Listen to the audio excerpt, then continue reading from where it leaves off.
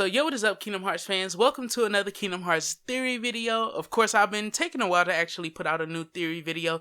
So of course, since we're going to be getting more news at D23 and everything like that, I do feel like actually putting out a theory video and actually getting back into theories and everything like that. Of course, the news will be coming out later this week, or maybe next week on Monday. So be on the lookout for the actual interview updates and everything like that. I'm just going to keep on reminding you guys of that just so that way you guys remember to be on the lookout for it, because I'm actually going to do it in abundance, unlike everyone else who's doing it like partially and everything like that, when there's actually whole interviews and everything to where you can just pick the important parts and the important pieces, put them all together and actually just have one video so that way people can have it as conveniently as possible. And that's what I feel like doing, you know, providing convenience for you guys. So today's theory is actually something about Master Xehanort, something about Ansem, and something about Xemnas that you guys probably haven't even caught on to yet. And I actually wanted to bring this out as a theory because of the fact that I feel like it makes perfect sense. And of course, if you see my theory before about Xehanort's Keyblade, and how I was stating how he was never supposed to touch it, and his Keyblade has a secret will and everything like that, that made Xehanort kind of into the character that he is, although he may always have had that feeling, that, you know, he always did want to be the guy that he is today. Of course, I wanted to speak on this because it's kind of like, who would the will of that character be? Of course, or I think I worded that wrong, but whose will is it that's in Xehanort's Keyblade? There you go. And of course, I wanted to give you guys this theory because I feel like it makes the most perfect sense. It's the Seeker of Darkness's will. So, the Seeker of Darkness. Now, who else has the Seeker of Darkness? Ansem, the Seeker of Darkness, of course. Ansem, the wisest student, of course, that actually was Xehanort, without any memories and stuff like that, so he transformed or made himself into Ansem, the Seeker of Darkness. And one of the coolest parts about Ansem, the Seeker of Darkness that actually helps this theory out is that when he went into, you know, kind of the end of the world and everything like that, where the door to Kingdom Hearts and everything like that was, or the door to darkness and everything like that was, he actually transformed into this huge ass, you know, kind of heartless looking thing. And of course, this, you could say that this is because he was surrounded by the darkness and everything like that, and what he had done before and all of the setup he had to actually become that damn thing. But of course, we also have the Guardian and everything like that. And of course, with the Guardian and how it protects Ansem rather than trying to have its own will and everything like that, or it does have its own will, I should say, and it protects Ansem and everything, and it also may protect Xehanort at some point in Kingdom Hearts 3, then the Seeker of Darkness is actually someone that I believe could be the whole character that's behind Xehanort being the character that he is. I was going to put out a video actually discussing this as well, about who could be the next villain after Master Xehanort. And of course, it would also make perfect sense for it to be the Seeker of Darkness. Not Ansem, the Seeker of Darkness, but the Seeker of Darkness. And the reason why I say the Seeker of Darkness is because, with emphasis on D, of course, is because the Seeker of Darkness could be the character that actually gave Xehanort all of this knowledge that he has and everything like that. So we know Yen Sid as the character who actually sits, you know, in the realm between, I believe, the light and the darkness and everything like that. And when he's sitting between this realm and everything like that, of course, he obtains a lot of information and everything like that. He obtains a lot of, like, you know, insight and everything on exactly what's going on in different worlds. And of course, on occasion, we've actually seen different characters wind up in his world and everything like that, and he's actually always been able to guide Sora and his friends, you know, kind of on a perfect path and everything like that, outside of the places where Xehanort skews that path and everything like that. So they're supposed to be going from point A to point B, but somehow they wind up from point A to point C, D, then B, and everything like that. Of course, still coming out on top at the end of the day. However, Xehanort has always been able to trick not Master, because he's not a Master anymore, but has always been able to trick Yen Sid. He always has had this level of skill that no one actually knew about until Xehanort actually showed it off. Of course, I'm talking about time travel and things like that.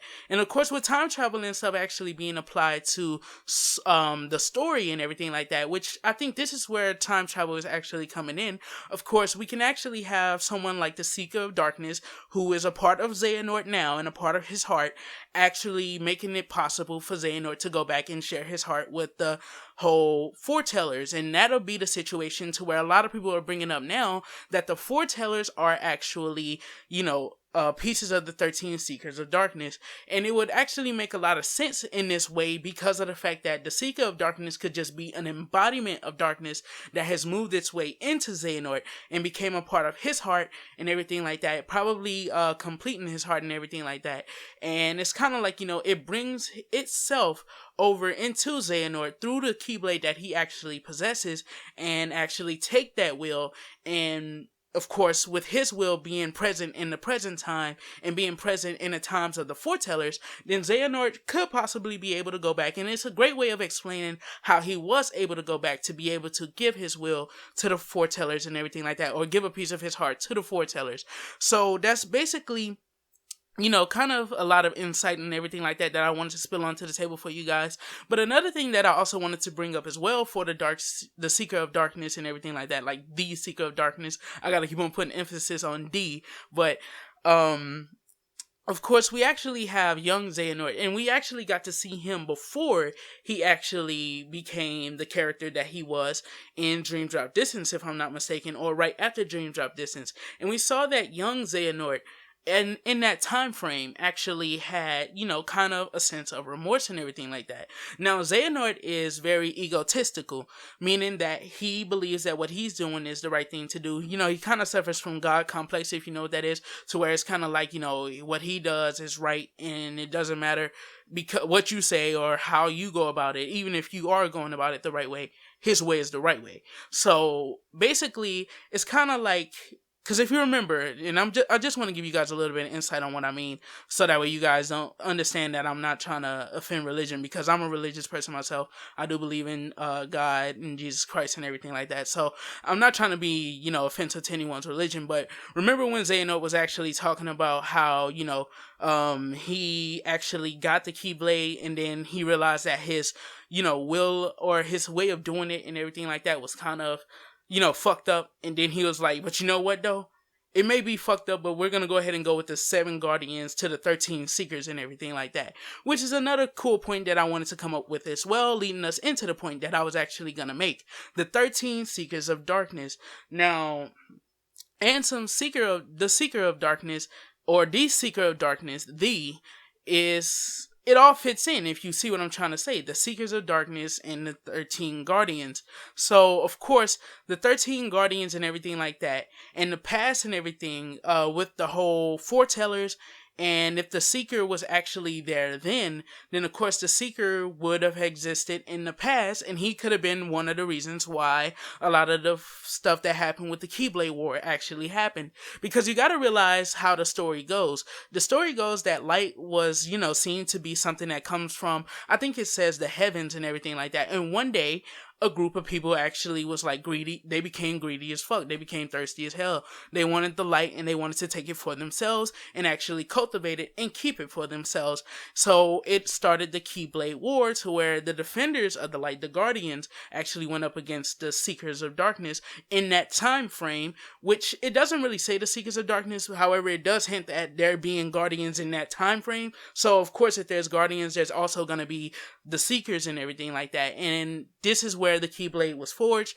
And however, the Keyblade was also destroyed in that time frame. Once again, kind of like what happened with Ventus and Vanitas and everything like that, to where the Keyblade was destroyed. And of course, with it being destroyed, the real Kingdom Hearts actually chose a new method of defending itself. Rather than it using the Keyblade, it actually locked itself away behind the darkness and everything like that, making it impossible to get to outside of someone probably like Xehanort and everything like that. He could probably get to it due to the character that he is. And this also, once again, falls into the whole Seeker of Darkness situation.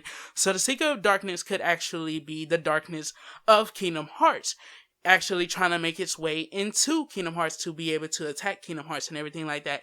However, we do have Xehanort trying to get his, I guess you could say kind of experimentation type shit on, to where he wants to see what happens when you balance the light and the darkness in the realms and everything like that, and make a completely balanced world with the realm in between and everything like that, and see what happens then. Of course, obtaining the power of the Keyblade, which could unlock the true power of Kingdom Hearts for himself and everything like that. So it does have a lot of merit to it, and it does have a lot of background to it. But this is not the only theory I have this week for you guys. However, it is the end of this theory. So thank you guys for tuning into this video. Of course, keeping it 10 minutes long as I always do. But thank you guys once again if you made it to the end of this video. Don't forget to hit that like button. Don't forget to share this video with other people you think may enjoy it. This has been your boy Mazia. Don't forget to do a little A-class gaming, and everything you do, don't forget to keep it A-class.